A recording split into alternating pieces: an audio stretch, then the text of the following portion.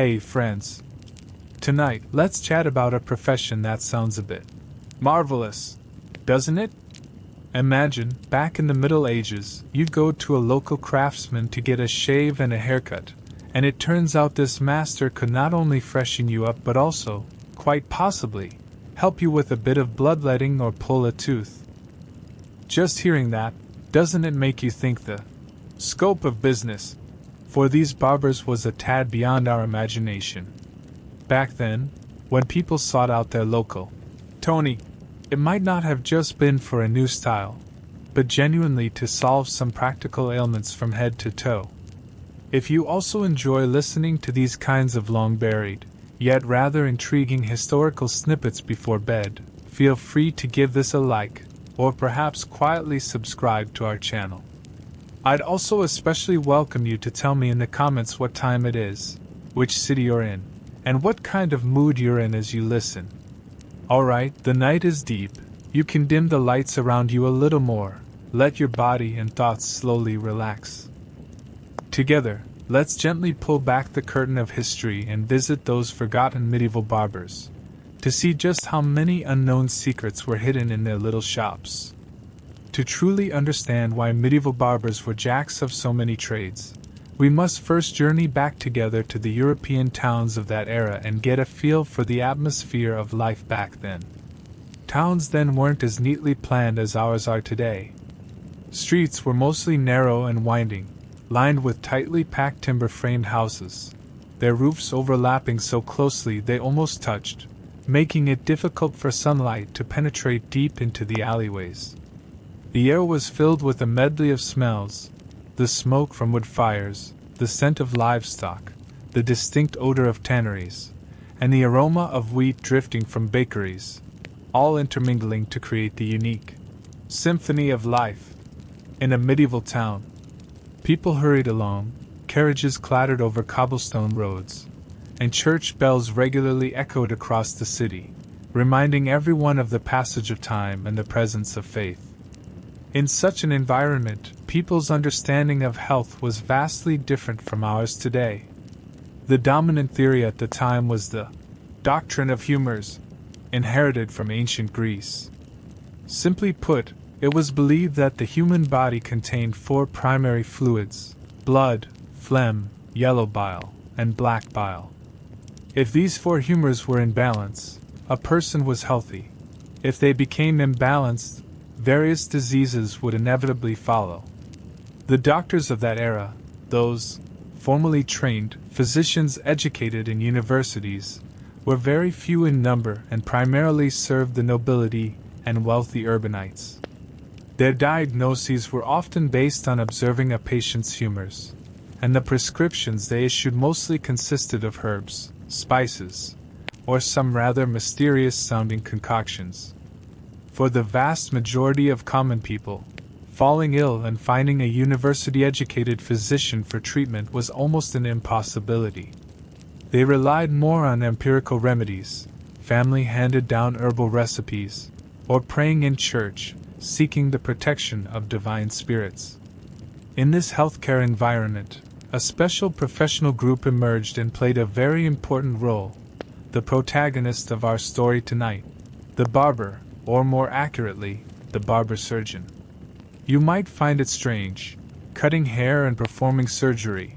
How could these two seemingly unrelated things come together? This brings us to the division of medical labor in the Middle Ages. The formally trained physicians of the time considered themselves scholars engaged in noble medicine. They were primarily responsible for diagnosis and prescribing remedies. As for treatments that required hands-on work, such as bloodletting, tooth extraction, wound dressing, lancing abscesses, and so on, they felt these were manual labor, beneath their dignity, and were reluctant to perform them personally. Consequently, these surgical tasks gradually fell to others in society who possessed a certain manual dexterity and a good deal of courage. And barbers happened to be just such a group. Their daily work involved using various sharp tools, razors, scissors. Think about it. To shave a beard cleanly and trim hair neatly requires a steady hand, a keen eye, and precision. Moreover, their shops were usually located in bustling marketplaces, easily accessible to the common folk. Over time, when people had minor surgical ailments, like an unbearable toothache or a small boil needing attention, they would naturally think of seeking out a barber who had the tools and practical experience. In this way, the barber's scope of business gradually expanded. In many medieval towns, a very conspicuous sign often hung outside the barber's shop, a spiraling red and white striped pole, the precursor to the barber poles we still see today. This sign was not just for decoration, it inherently hinted at the barber's dual identity. The most widely accepted theory about the origin of this red and white pole is that red represented blood, and white represented bandages. In some places, the barber pole might also have had a brass basin attached. It said the top basin was for holding leeches, used for bloodletting, and the bottom one for collecting the blood let out. The pole itself symbolized the staff that patients gripped tightly during bloodletting to make their veins prominent for the incision. After a barber completed a bloodletting procedure, he would wrap the cleaned, blood-stained bandages around the pole to dry. When the wind blew, the red and white bandages fluttering in the breeze became a very direct advertisement. So, when medieval people saw this red and white striped pole, they knew that this place was not only for grooming but also for dealing with some bloody calamities. Now, let's gently close our eyes and imagine. You are walking down a bustling street in the Middle Ages. Perhaps it's an afternoon in Paris, or a cool morning in London. You are dressed in the common rough-spun clothes of the era. The ground beneath your feet is uneven, and you need to be careful with every step. You might be troubled by an annoying little ailment. For instance, one of your teeth has been aching for several days. That constant, bone-deep pain keeps you from sleeping peacefully and makes it almost impossible to eat normally. You've tried applying clove oil and holding herbal leaves said to relieve pain, but to little effect.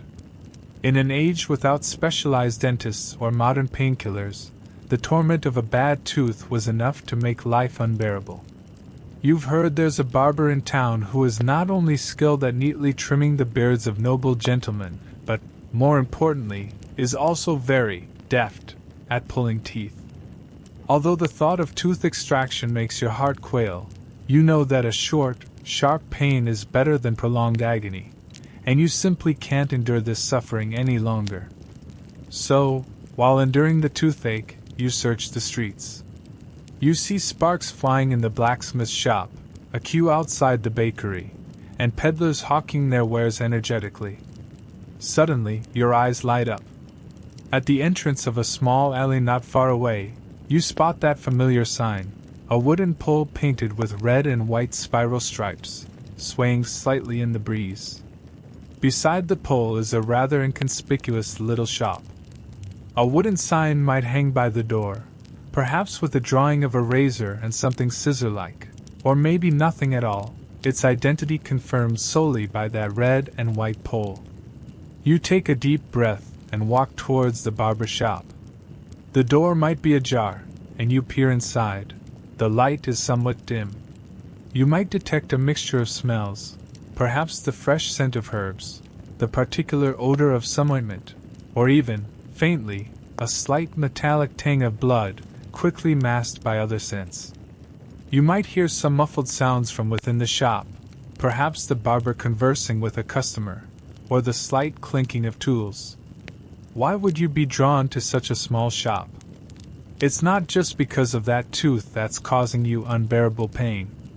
It could also be because, in that era of scarce medical resources, when most people were filled with fear and helplessness in the face of illness, the barber's shop, though humble, and though the treatments they offered seemed fraught with risk and uncertainty from our modern perspective, was like a faint beacon.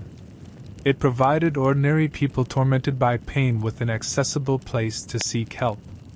They knew that by stepping into this shop, they might find a glimmer of hope for alleviating their suffering. You hesitate for a moment, but finally muster your courage and step over the threshold of the barber shop. You know the experience ahead might not be pleasant, perhaps even painful. But in that era, when facing illness and injury, people's choices were often very limited. And this barber, who is about to serve you, his razors and tools could both groom your appearance and, in the next moment, become the lancet to relieve your pain. This peculiar crossover is the truest reflection of this forgotten group of medieval barbers. Their very existence reflected the limitations of medicine at that time, and the hardships and difficulties faced by ordinary people when confronting illness. And you, as a person living in that era, are now preparing to personally experience a glimmer of hope amidst these hardships. With a mix of trepidation and expectation, you step into this medieval barber shop. The space inside is likely small, the light relying mainly on the doorway and one or two small windows. Bunches of dried herbs might hang on the walls, and the air, besides the complex scents you noticed earlier, might now carry an additional sharp, metallic tang, characteristic of a whetstone after sharpening metal. A sturdy wooden chair probably sits in the center of the shop for customers receiving haircuts or treatments. And in a corner, on an inconspicuous shelf or in a locked wooden chest, lie the barber's secret weapons, those various tools capable of both trimming hair and treating ailments. The surgical work undertaken by medieval barbers, viewed from today's perspective, was astonishingly diverse, and much of it carried considerable risk. Among the most common, and perhaps most representative, was bloodletting therapy. In an age dominated by the theory of humors, it was widely believed that many diseases were caused by an excess or corruption of blood in the body. Therefore, letting out some blood to purify the body and restore humoral balance became a standard treatment, almost a panacea. Whether it was a fever, headache, infection, epilepsy, or even just feeling not quite right, bloodletting might be considered the primary therapy. Does that sound a bit incredible? Yet, at the time, it was a routine procedure for both physicians and barbers. Barbers performed bloodletting mainly in two ways. One was venesection, where they would use a small, sharp lancet, a specially designed bloodletting knife with a blade as slender as a willow leaf, to make a small incision in a vein on the patient's arm or another selected site, allowing the blood to flow out slowly. The amount of blood let was often judged by the barber's experience and the patient's specific condition, with no precise standards. They would observe the color and flow rate of the blood, believing that dark-colored blood was bad blood, and more needed to be removed. Sometimes, to prevent the patient from fainting due to excessive blood loss, the barber would have strong spirits or smelling salts ready. Another common method of bloodletting was using leeches. These small, slimy creatures were important medical devices at the time. The barber would place leeches on specific parts of the patient's body, allowing them to suck blood. When leeches suck blood, they secrete an anticoagulant substance, which allows blood to continue flowing from the wound for some time. This method was considered gentler than direct venesection, especially suitable for weaker patients. Barber shops often kept leeches in earthenware pots or glass jars, waiting to be deployed. Can you imagine? You go for a haircut, and there might be a jar of wriggling little doctors nearby. Besides bloodletting, tooth extraction was also a core service of the barber. In an era without anesthetics or professional dental instruments, pulling a decayed or loose tooth was a severe ordeal for both the patient and the barber. The tools barbers used for tooth extraction would make one shudder to look at today. For example, an instrument called a dental pelican or dental forceps, somewhat shaped like a bird's beak, was designed to grip the tooth and then forcefully pull it out. Another tool called a dental key used leverage to pry the tooth out. Just hearing these descriptions is enough to make one's teeth ache. One can only imagine the intense pain patients endured during extraction. Often, to prevent the patient from struggling due to severe pain, several people might be needed to hold down their hands and feet. The barber, meanwhile, needed to be quick-eyed and swift-handed, striving to complete the operation in the shortest possible time. Although the process was painful, for those tormented by toothache, extracting the diseased tooth was often the only way to find relief. Barbers would also treat various skin surface problems, such as lancing abscesses and boils to drain the pus. They would use a sharp small knife to cut open the skin and then squeeze the pustule. This process was equally painful, and the risk of infection was high. But if not treated promptly, an abscess could lead to a more severe systemic infection, even endangering life. So, even knowing the risks, people could only choose to trust the barber's skill. Wound dressing was also part of their daily work. In the Middle Ages, injuries from various accidents were common, such as cuts from farm tools or injuries from brawls. The barber would be responsible for cleaning the wound, removing foreign objects, applying ointments made from herbs, and then bandaging it with clean strips of cloth. For wounds that wouldn't stop bleeding, they might even resort to a rather frightening method, cauterization, to stop bleeding. This involved quickly applying a red-hot iron to the wound to seal the blood vessels. While effective, this method also caused immense trauma and pain to the patient. Of course, this was usually a last resort used only when absolutely necessary. Furthermore, some barbers might undertake more complex tasks, such as bone setting, though this was more often the specialty of dedicated bone setters, suturing smaller wounds, and even performing some superficial tumor excisions. Their scope of work truly extended far beyond what the title, barber, might suggest. The tools these barbers used, besides the lancets, extraction instruments, and small knives mentioned earlier, also included scissors of various sizes, razors, which were both hairdressing and surgical tools, and various pots and jars for storing ointments and herbs. Their tools were usually forged by blacksmiths and needed frequent sharpening to maintain their edge.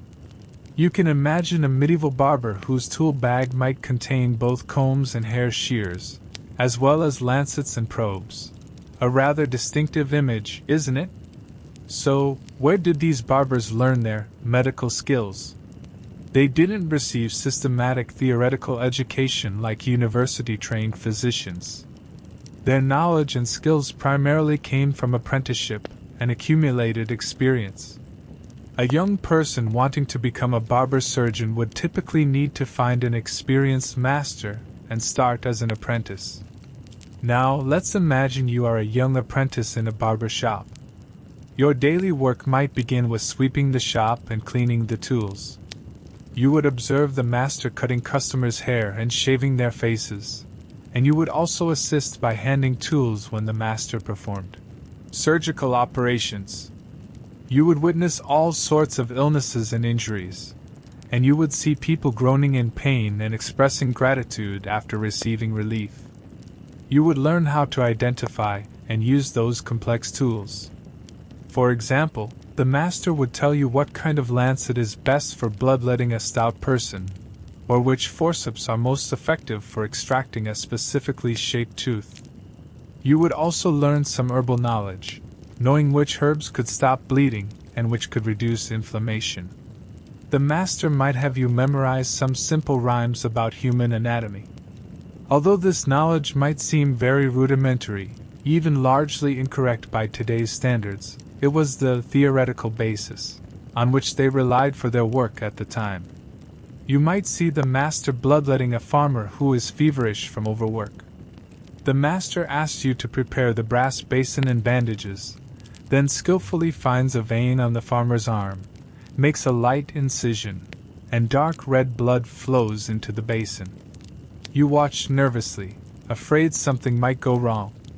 The master would tell you to always pay attention to the patient's complexion and stop immediately if anything seems amiss. Or perhaps, a woman comes in with a crying child to have a baby tooth pulled. The child struggles desperately out of fear, and the woman sheds tears of distress. The master would gently comfort them while having you help hold the child's head still, then quickly and accurately extract the wobbly little tooth. The child cries even harder, but soon, the pain seems to lessen. You watch the master rinse the child's mouth with salt water, and you too feel a sense of relief. As an apprentice, you had to learn not only the techniques but also how to deal with all sorts of people, how to calm nervous patients, and how to maintain cleanliness as much as possible under rudimentary conditions. This learning process could take several years. Only when the master deemed you had acquired sufficient skills to work independently could you possibly graduate and open your own barber shop. This process was filled with hardship and difficulty. Because every operation concerned the patient's health, even their life, the slightest carelessness could lead to irreparable consequences. So, to say they were walking the razor's edge is no exaggeration at all. Of course, not all barbers were capable of performing these complex tasks.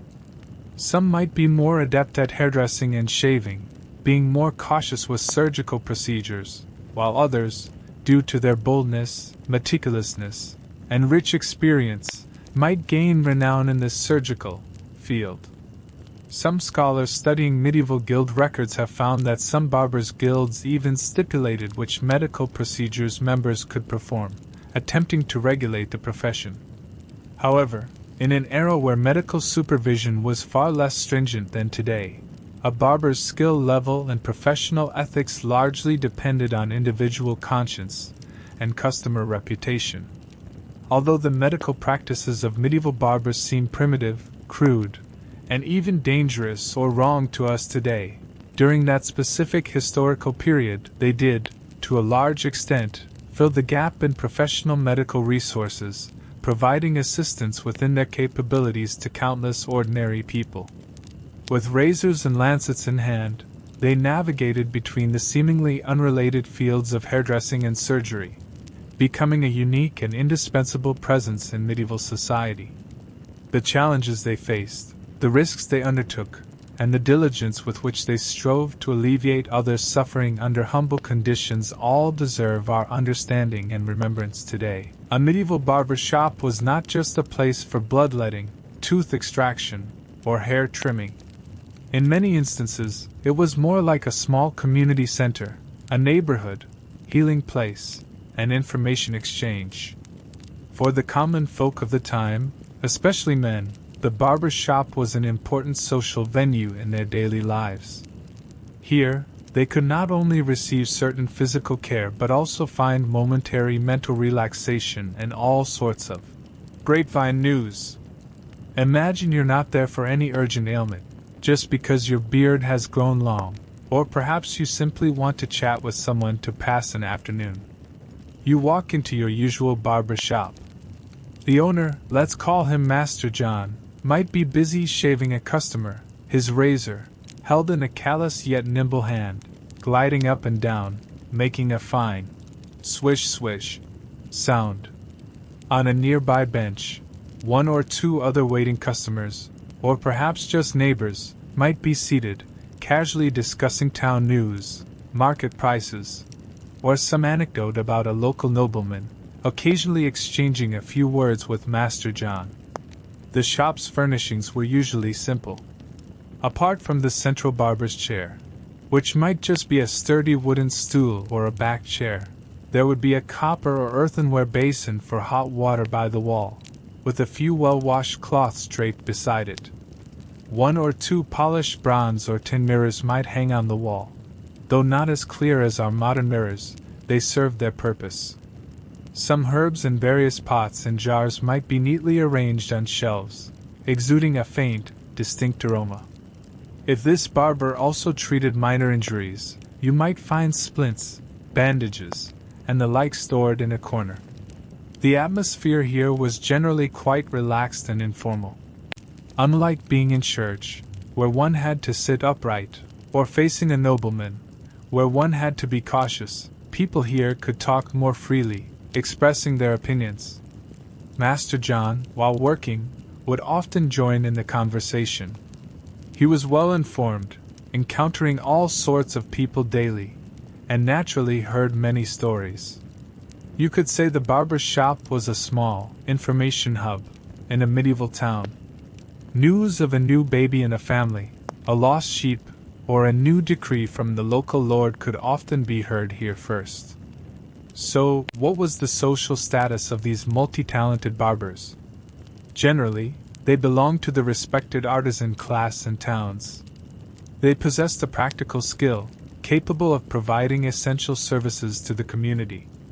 While their status was usually lower than that of university-educated physicians in their respectable robes, in the eyes of the common people, barbers were often seen as more approachable and accessible. Health guardians. After all, physicians were expensive and few in number, not affordable for everyone. Barbers, on the other hand, charged relatively less, and their shops were right on the street, readily available. A skilled and experienced barber could often earn a good reputation within the community. People would trust his judgment, and willingly entrust their health problems to him. His income might not make him wealthy, but it was usually enough to support his family and live a relatively stable and decent life. They might be active members of their parish, or even act as mediators in neighborhood disputes. Their existence bridged the significant gap between ordinary people and basic healthcare. To maintain order in the trade and ensure the transmission of skills, medieval barbers usually formed their own guilds, such as a Barbers' Guild, or in some places, they would form joint guilds with surgeons, known as a Guild of Barbers and Surgeons. These guilds played a very important role. Firstly, guilds were responsible for regulating the recruitment and training of apprentices. As mentioned in our previous chapter, becoming a qualified barber surgeon required a long apprenticeship. Guilds would stipulate the duration of apprenticeship, usually around 7 years, and the various skills an apprentice needed to master. The master was responsible for imparting his skills to the apprentice, while the apprentice had to learn diligently and work for the master. Upon completion of the apprenticeship and passing the guild's examination, one could formally become a master, eligible to open their own shop. This process ensured a certain standard of skill and limited disorderly competition within the trade. Secondly, guilds would also establish some industry rules, such as standardizing fees for certain services and stipulating which medical procedures barbers could perform, and which required more specialized physicians. They would also handle disputes among guild members or represent the entire trade in negotiations with municipal authorities or other guilds. The guild was like a large family, providing members with a sense of belonging and a platform for mutual assistance. In that era, joining a guild meant having recognized status and professional security. Some city guild records, still fascinating to read today, might detail lists of tools a barber was expected to own or clauses for punishing members whose shoddy work damaged the trade's reputation.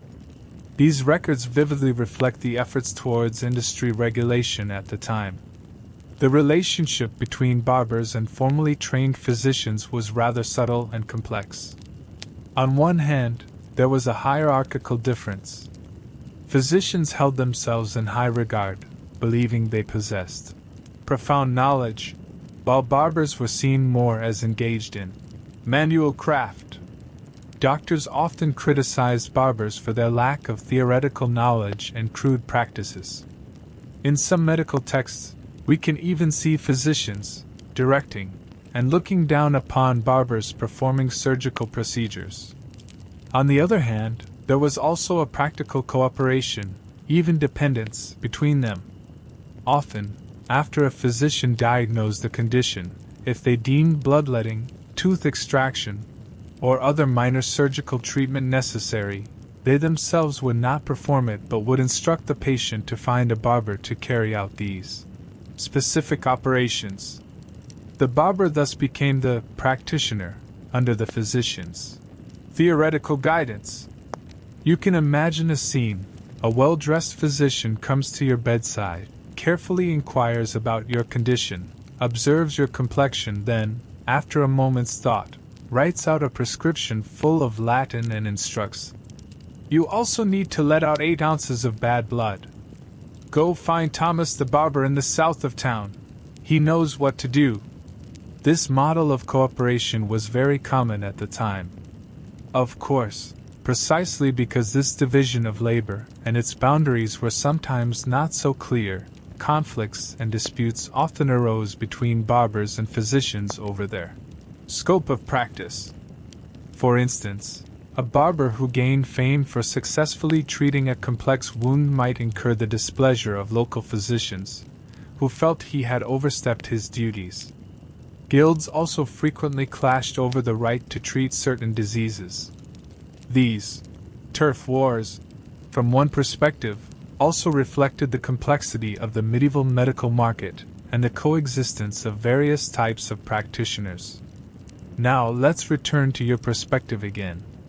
Suppose you are a regular customer at this barber shop, or simply a neighbor of Master John, the owner.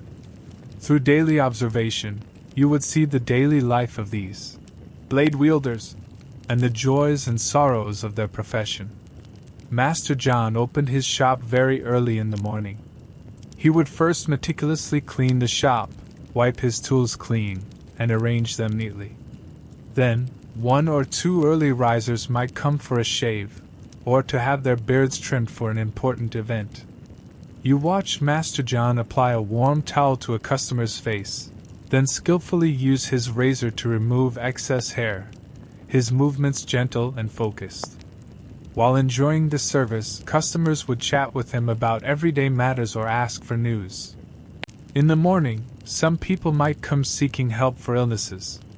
Perhaps a farmer, who cut his arm with a sickle while working in the fields, blood streaming. Master John would immediately put down whatever he was doing, carefully examine the wound, wipe the blood with a clean cloth, then apply an herbal ointment he prepared himself, and carefully bandage it. The look of pain on the farmer's face would visibly ease after the treatment. He might pull out a few copper coins from his pocket, thanking him profusely. At that moment, you could see a unique satisfaction on Master John's face, the kind that comes from helping others.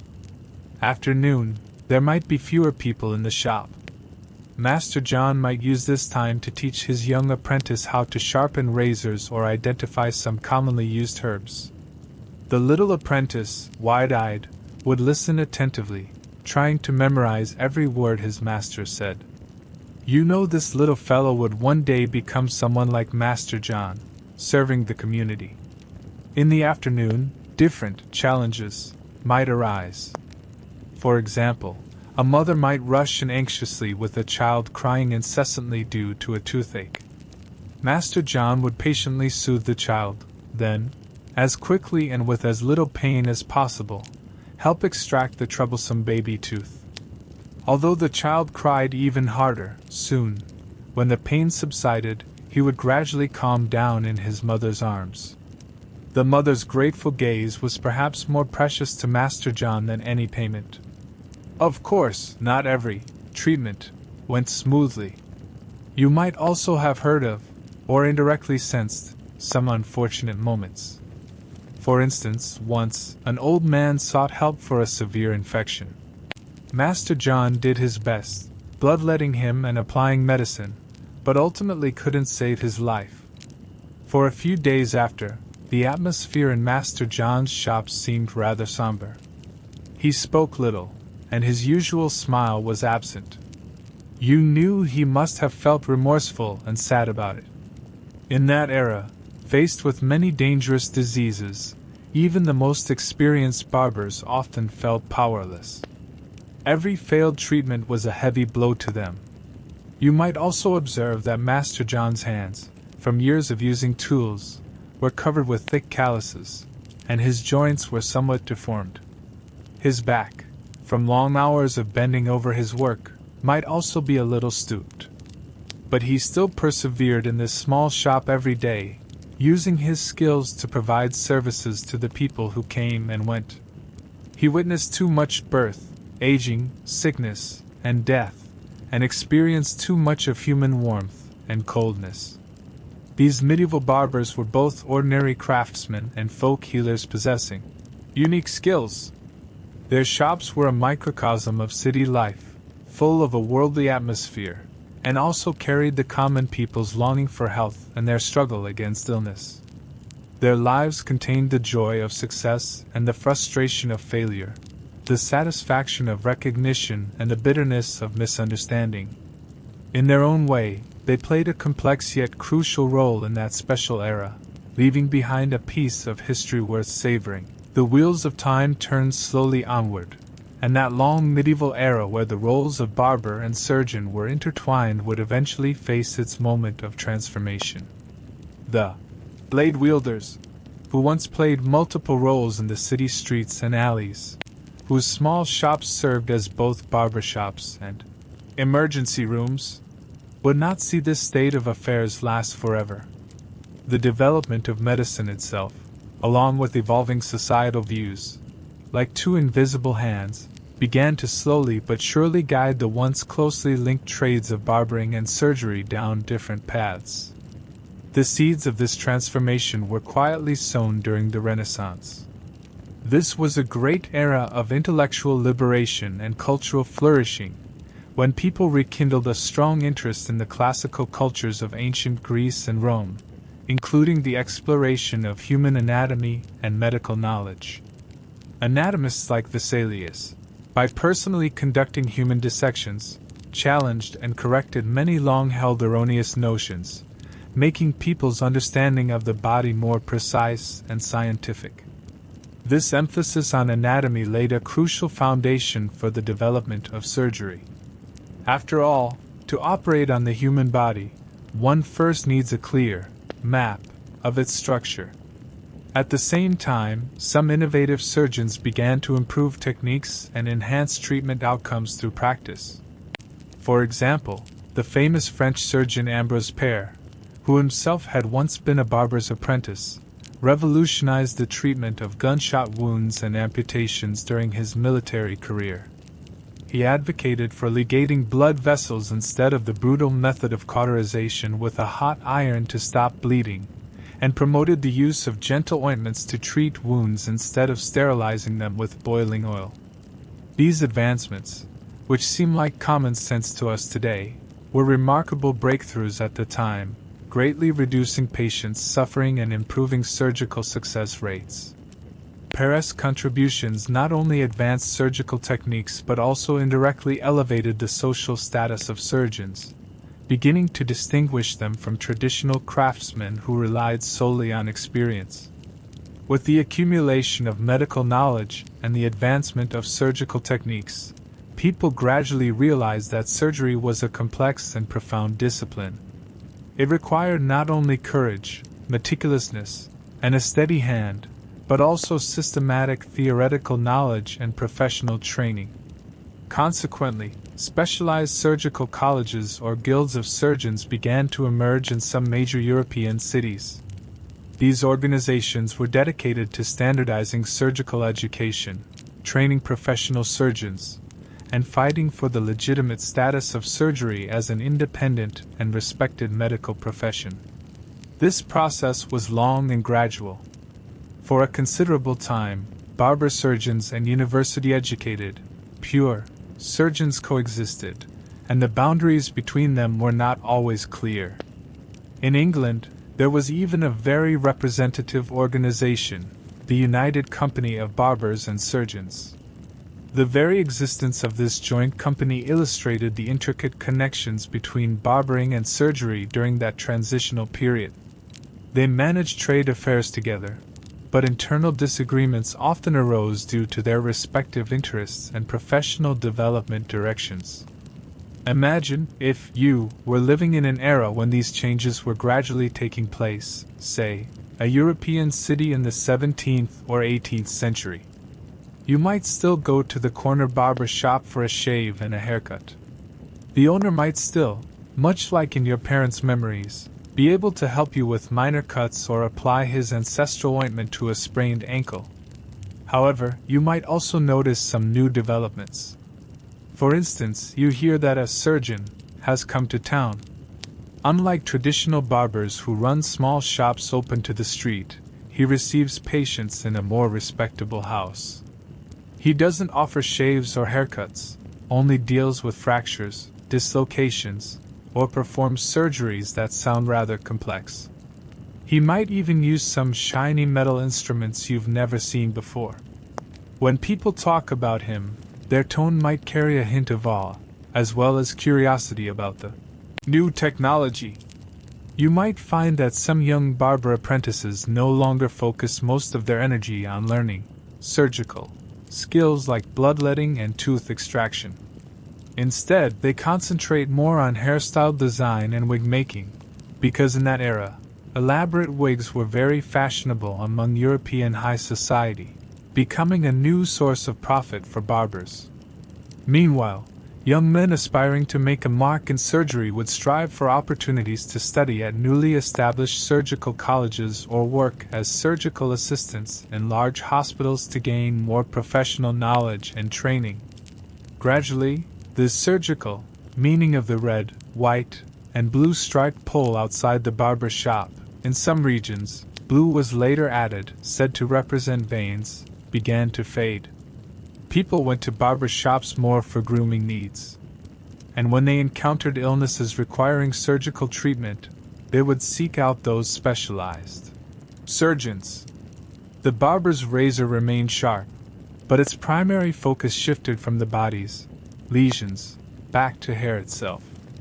Lancets, bone saws, and probes, once companions to the razor, increasingly appeared in surgeons' toolkits, their use becoming more standardized and cautious.